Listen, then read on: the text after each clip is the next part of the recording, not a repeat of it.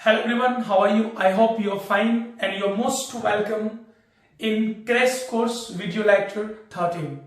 Dear students, अभी तक हम लोगों ने वीडियो लेक्चर 12 तक कंप्लीट किया है।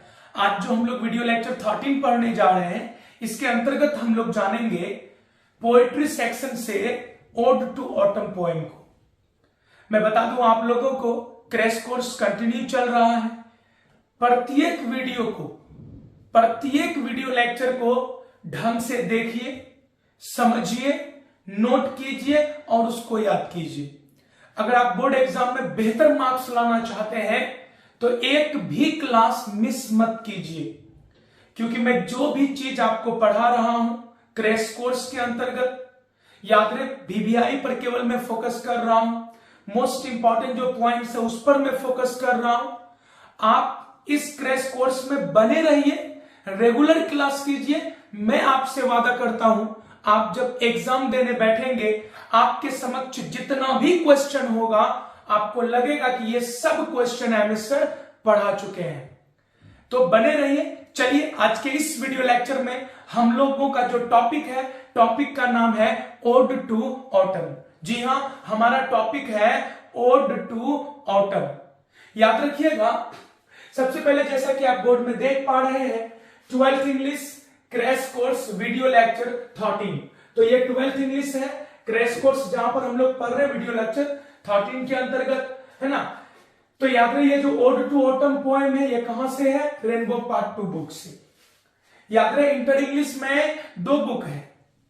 इंटर इंग्लिश में 2 बुक है, एक है आपका स्टोरी ऑफ इंग्लिश और एक है आपका रेनबो पार्ट 2। तो याद रखिएगा, रेनबो पार्ट 2 से हम लोग पोएट्री सेक्शन को पढ़ रहे हैं और पोएट्री सेक्शन में हमारा जो आज का कविता है वो है ओड टू ऑटम। अब आप मन ही मन सोच रहे होंगे कि आखिर ओड टू ऑटम का मतलब क्या होता है। वैसे भी जब भी हम लोग कोई कविता शुरू करते हैं, सबसे पहले हेडिंग को जानते हैं। Whenever we start any poem, first of all we try to know the heading। तो सबसे पहले हम लोग हेडिंग को समझते हैं। आज का हमारा कविता है ओड टू ऑटम। चलिए सबसे पहले हेडिंग समझते हैं। डियर स्टूडेंट्स, याद रखेंगे ode to autumn. Ode to autumn में ये जो ओड है, ओड का मतलब होता है गीत, और टू का मतलब का, और याद रहे ऑटम का मतलब होता है पतझड़। तो याद रहे, ओड टू ऑटम गीत का पतझड़, बिल्कुल ऐसा नहीं है। इंग्लिश अगर हम इधर से पढ़ते हैं तो हिंदी को उधर से पढ़ेंगे। तो ओड टू ऑटम पतझड़ का गीत। जी हां, आपका कविता है ओड टू ऑटम, और ओड टू ऑटम का मतलब होता है, क्या होता है? तो पतझड़ का गीत। ठीक है, तो चलिए, हमारा कविता है ode to autumn. Ode to autumn का मतलब होता है पतझड़ का गीत। जी हां, इस कविता में पतझड़ का गीत गाया गया है। गीत मीन्स, तो याद रहे, गीत का मतलब होता है प्रशंसा, तारीफ। फिल्मों में हीरो जब गीत गाता है, गाना गाता है, तो वह किसी न किसी चीज का तारीफ कर रहा होता है। तो याद रखेंगे, ओड टू ऑटम पतझड़ का गीत, अर्थात पतझड़ का तारीफ। जी हां, इस कविता में पतझड़ का तारीफ किया गया है। किसका तारीफ किया गया है? पतझड़ के मौसम का। तो इस कविता में कवि ने पतझड़ का मौसम का तारीफ किया है। पतझड़ का मौसम का तारीफ किया है, इसका मतलब प्रकृति का तारीफ किया है। और जिस कविता में प्रकृति का तारीफ हो या प्रकृति के बारे में लिखा हो, उसको बाबू बोलते हैं नेचर पोएम। क्या बोलते हैं? Nature poem. तो याद रखेंगे, ओड टू ऑटम क्या है? नेचर पोएम है। आपका एग्जाम में पूछ लेगा ode to autumn is a dash poem, तो याद रहे ode to autumn is a nature poem. तो ode to autumn nature poem है, प्रकृति से संबंधित कविता है। Any problem? इस कविता को कौन लिखा है? तो याद रखेंगे, इसको लिखा है जॉन कीट्स ने। किसने लिखा है? John Keats. जॉन कीट्स के बारे में सुनिए। जॉन कीट्स को टीबी नामक बीमारी था। कौन सा बीमारी? TB, tuberculosis. तो जॉन कीट्स को ट्यूबरक्लोसिस नामक बीमारी होने के कारण मात्र सिर्फ और सिर्फ 26 साल की उम्र में ये डेथ कर गए। सोचिए, एक ऐसा कवि जो सिर्फ 26 साल की उम्र में डेथ कर गए, मर गए, लेकिन जब तक दुनिया रहेगा तब तक इसका नाम रहेगा। और हमारे यहाँ लोगों का उम्र 30 साल 35 साल हो जाता है तो क्या कहेंगे, कामना काज का दुश्मन अनाज का होता है। चलिए अच्छा, बाय द वे आपका कविता का नाम है ओड टू ऑटम, पतझड़ का गीत ना, पतझड़ का गीत। इस कविता में पतझड़ का मौसम का तारीफ हुआ है। जिस कविता में पतझड़ का तारीफ हो, मौसम का तारीफ हो, प्रकृति का तारीफ हो, उसको हम लोग नेचर पोएम बोलेंगे। इसे जॉन किट्स ने लिखा है। कौन लिखा है? John kits. तो जॉन किट्स ने नेचर पोएम लिखा है, लेकिन जॉन किट्स के बारे में याद रखना कि ये रोमांटिक पोएट थे। क्या थे ये? Romantic poet. Any problem? चलिए, तो कविता का हेडिंग हमने समझ लिया। क्या है कविता का नाम? ओड टू ऑटम, पतझड़ का गीत, पतझड़ का तारीफ, प्रकृति का तारीफ, नेचर पोएम। जॉन किट्स ने लिखा है। जॉन किट्स लेकिन रोमांटिक पोएट थे। क्या थे? Romantic poet. ट्यूबरक्लोसिस नामक बीमारी के कारण मात्र 26 साल की उम्र में इसकी क्या हो गई? मृत्यु हो गई। आइए, हेडिंग को समझने के बाद हम लोग अबाउट पोएट, कवि के बारे में जानते हैं। जी हां, कवि का नाम है आपका John Keats. Type romantic poet. Exam में पूछता है John kits was a dash poet, तो याद रखेंगे John Keats was a romantic poet, है ना। बोर्न, जन्म कब हुआ? 1795 इन लंदन। ठीक है। डाइड, मृत्यु कब हुई, निधन कब हुई? 1821। वेल नोन एज, हर कवि किसी न किसी चीज के लिए प्रसिद्ध होता है, तो ये रोमांटिक पोएट के रूप में प्रसिद्ध थे, है ना। फेमस बुक्स, प्रसिद्ध किताब, प्रसिद्ध रचना इसका लामिया। अक्सर पूछा जाता है एग्जाम में, Lamia is the book of dash. Lamia किसकी किताब है? तो याद रखेंगे लामिया जॉन किट्स की किताब है। तो Lamia, Hyperion, Endymion, ode to nightingale, ode to Psyche, ये सब प्रसिद्ध किताब है। किसका? जॉन किट्स का। तो चलिए, कविता है ओड टू ऑटम, कवि है John kits. John Keats romantic poet थे। इसका जन्म 1795 लंदन में हुआ, मृत्यु 1821। ये क्या क्या थे? तो रोमांटिक पोएट थे। इसका प्रसिद्ध किताब कौन है? तो Lamia, Hyperion, Endymion, ode to nightingale. I hope ये सब आप याद कर लेंगे। जी हां, यही हेडिंग, यही कवि के बारे में, यही आपका मदद करेगा ऑब्जेक्टिव्स को सॉल्व करने में। If you want to make your objectives very, very, very good, outstanding, then you must to focus on the heading and about poet. तो याद रहे पोएट के बारे में और हेडिंग के बारे में आपको फोकस करनी चाहिए। चलिए, अगर आपको समझ में आ रहा है, क्लास अच्छा लग रहा है, आपको बेनिफिट बुझा रहा है, तो इस वीडियो का लिंक अपने फ्रेंड को भी शेयर कीजिए ताकि उसको भी बेनिफिट हो, उसका भी परसेंटेज बेहतर आए। चलिए, अगर इस चैप्टर को आप समझ गए हैं, मतलब इस बोर्ड को आप अगर समझ गए हैं, तो आप इसका स्क्रीनशॉट ले सकते हैं। नहीं, उसके बाद हम लोग बढ़ते हैं आगे। हमने हेडिंग देखा, हेडिंग के बाद फिर कवि के बारे में देखा। चलिए, अब चलते हैं हम लोग कविता। चलिए, तो हेडिंग हो गया, उसके बाद हम लोगों ने कवि के बारे में जाना। इन दोनों चीजों को हमने जान लिया है। अब चलिए कविता की ओर चलते हैं। आखिर इस कविता में कवि ने क्या किया है? तो याद रहे, कविता का नाम है ओड टू ऑटम, पतझड़ का गीत। जॉन किट्स ने इस कविता में पतझड़ के मौसम का तारीफ किया है। आइए इस कविता को थोड़ा सा सुनते हैं। याद रहे ओड टू ऑटम, याद रहे ओड टू ऑटम एक बहुत ही सुंदर नेचर पोएम है। इस पोएम को जॉन किट्स ने लिखा है।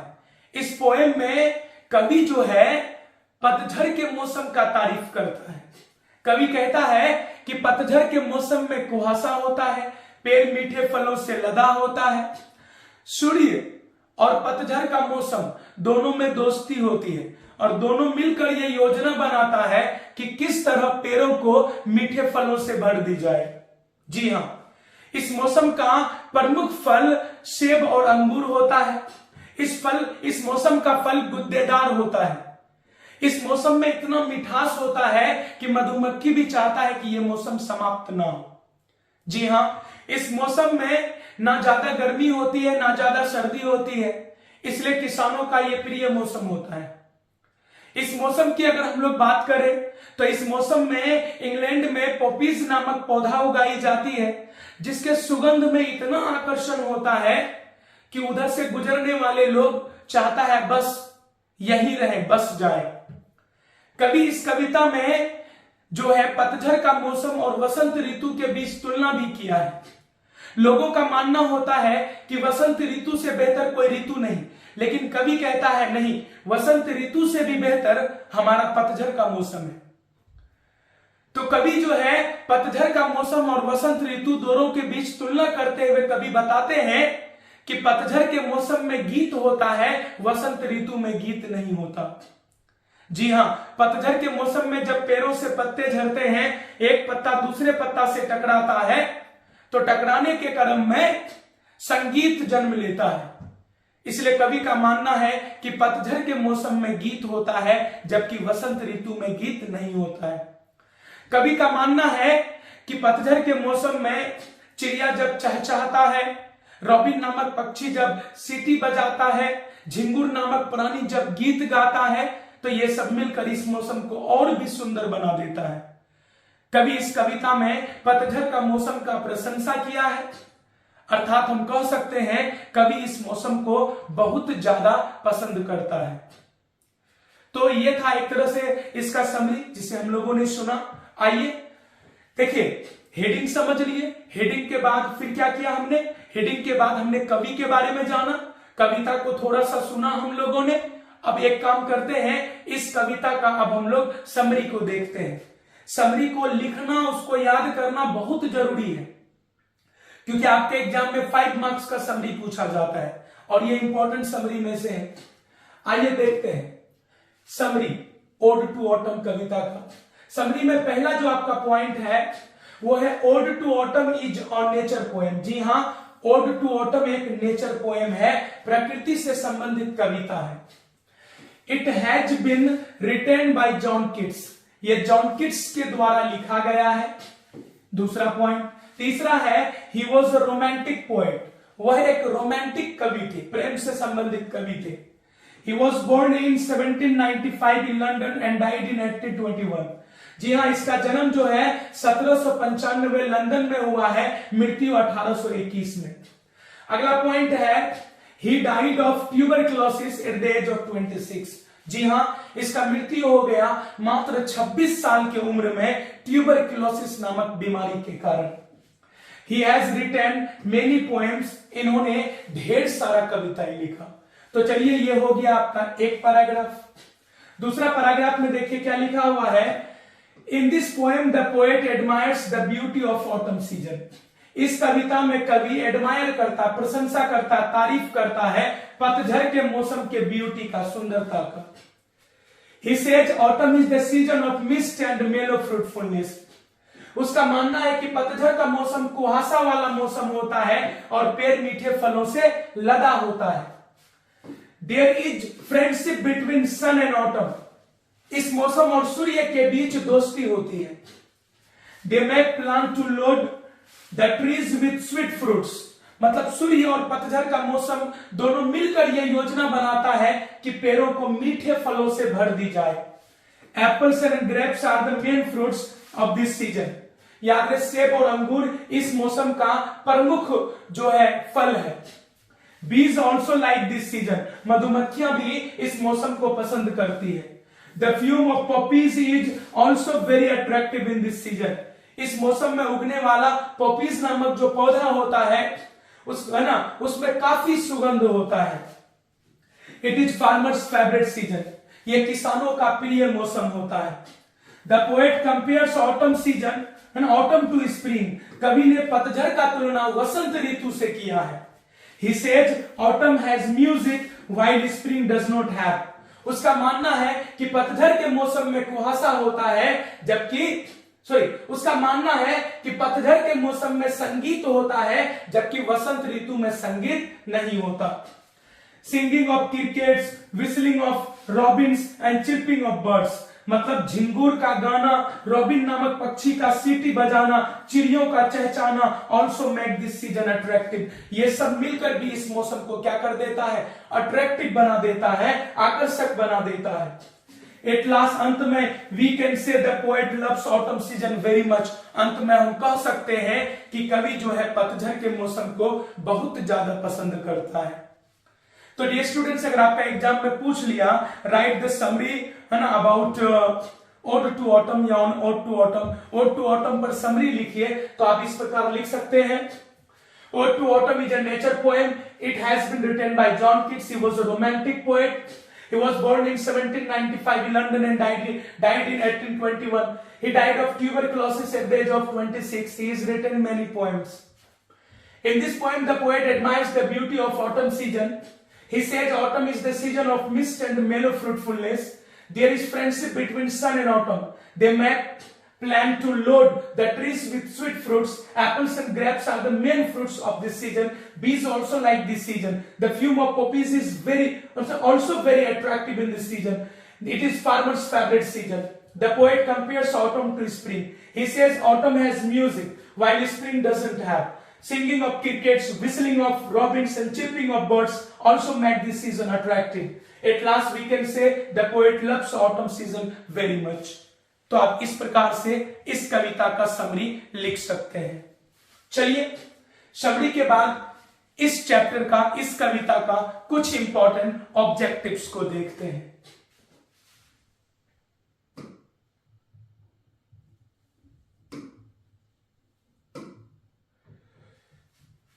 डियर स्टूडेंट, जैसा कि आप सभी देख पा रहे हैं बोर्ड में ऑब्जेक्टिव्स एग्जाम आइडिया। चलिए इस चैप्टर का हम लोग ऑब्जेक्टिव को देखते हैं, है ना। एग्जाम का आइडिया आएगा कि किस प्रकार का ऑब्जेक्टिव पूछा जाएगा। चलिए हमारा सबसे पहला जो प्रश्न है, John kits was dash poet. John Keats थे डैश पोएट। तो जॉन किट्स एक डैश पोएट थे, अर्थात किस प्रकार के कवि थे, तो याद रहे रोमांटिक पोएट। क्या हो जाएगा?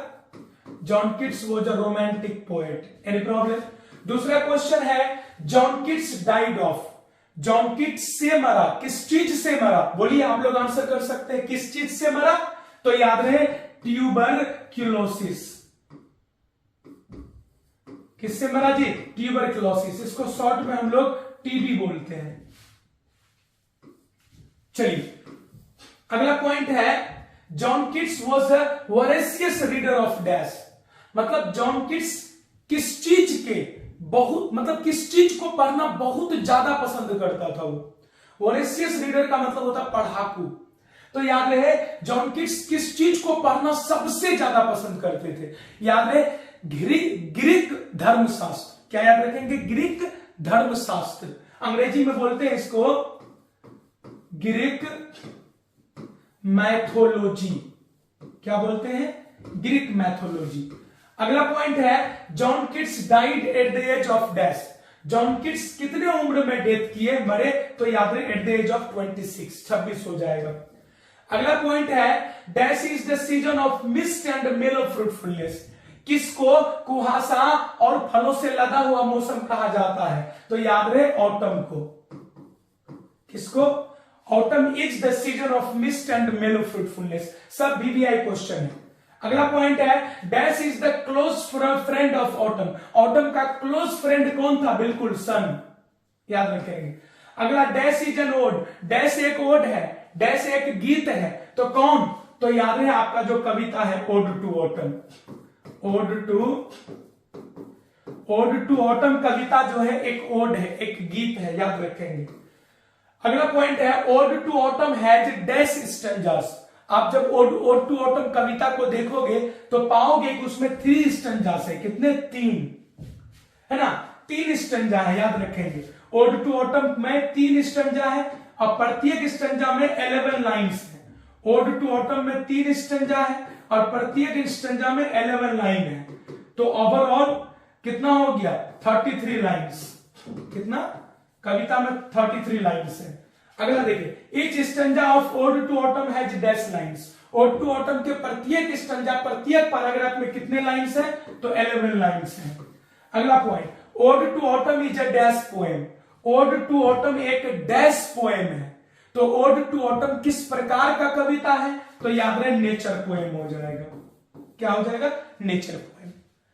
तो चलिए आज के इस वीडियो लेक्चर में, आज के क्लास में हम लोगों ने जाना ओड टू ऑटम कविता के बारे में। सबसे पहले हमने हेडिंग देखा, हेडिंग के बाद फिर कवि के बारे में जाना, कवि के बाद कविता पर थोड़ा सा हम लोगों ने विचार किया, फिर हम लोगों ने समरी को देखा, समरी के बाद मोस्ट इंपॉर्टेंट ऑब्जेक्टिव्स को हम लोगों ने देखा। मिलते हैं हम लोग नेक्स्ट वीडियो लेक्चर में, बने रहिए अगर आप एग्जाम में बेहतर स्कोर करना चाहते हैं तो।